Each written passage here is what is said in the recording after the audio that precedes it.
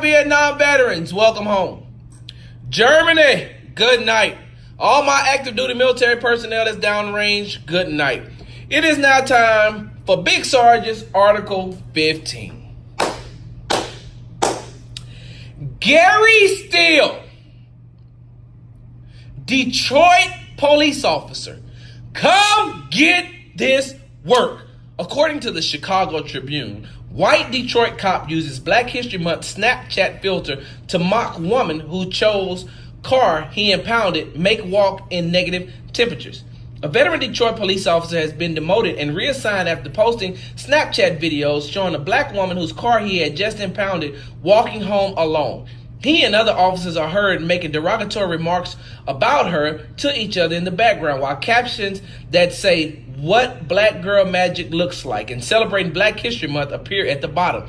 The officer, who was identified as Gary Steele, had pulled over the woman on Tuesday night along with his partner because her registration had expired, police said. The officers were going to have the vehicle towed. Right? Detroit Police Chief James Craig told reporters at a news conference Thursday that body camera footage had shown that there was an offer from either Steele or his partner to escort her home. The woman refused, Craig said.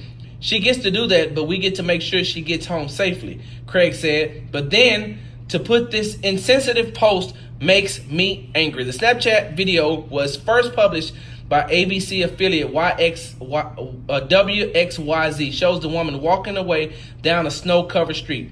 Priceless, one of the officers says. Walk of shame, the other one responds. In the cold, the first one says. Later, one of the two says, bye, Felicia. The temperature low on Tuesday was 2 degrees in Detroit.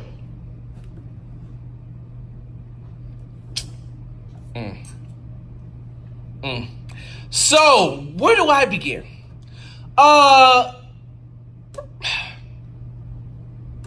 2 degrees. You make this young lady walk home. Now, they said that she declined an offer to have a ride home. After reading the remarks on what they did, can you blame her? Like, if I'm her, I'm saying I think I made the right decision. I'd rather walk home in the cold in 2-degree temperature than to get in the car of 2 racist officers. Now, I've done a little bit of research on this. This ain't the first time Gary Steele has been in trouble. And he's not even, listen, if they would have done the right thing and went back into his file, they would have never hired him in the first place. They can't fire him until the investigation is complete. Once the investigation is complete, they can fire him. But he never should have been hired in the first place. Side note, what does this sound like?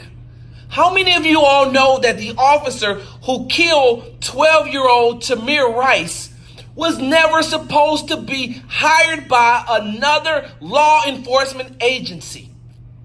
That the one that he previously came from, in his file, it said not fit for duty. Should not be a police officer, yet they still hired him. I digress. She made the right decision. And for you to belittle her, for you to degrade her, and then not only that, degrade an entire race, Black Girl Magic, Black History Month, why would you do that?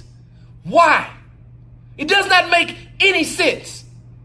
If she wanted to walk home, you make sure that you have the footage saying, no, we offered her a ride on more than one occasion. And it's 2 of them there. So I am all for it. She walked home. Listen, young lady, you made the right decision. Instead of getting in that car with those 2 officers. And this is why African Americans have so many issues when it comes to law enforcement officials. Who's supposed to trust Gary Steele when he pops up? If I'm an African American, and especially an African American male, what do you think he looks at me as? This ain't a joke. This isn't funny to me. And this isn't funny to a bunch of African Americans. For you to make fun of this young lady,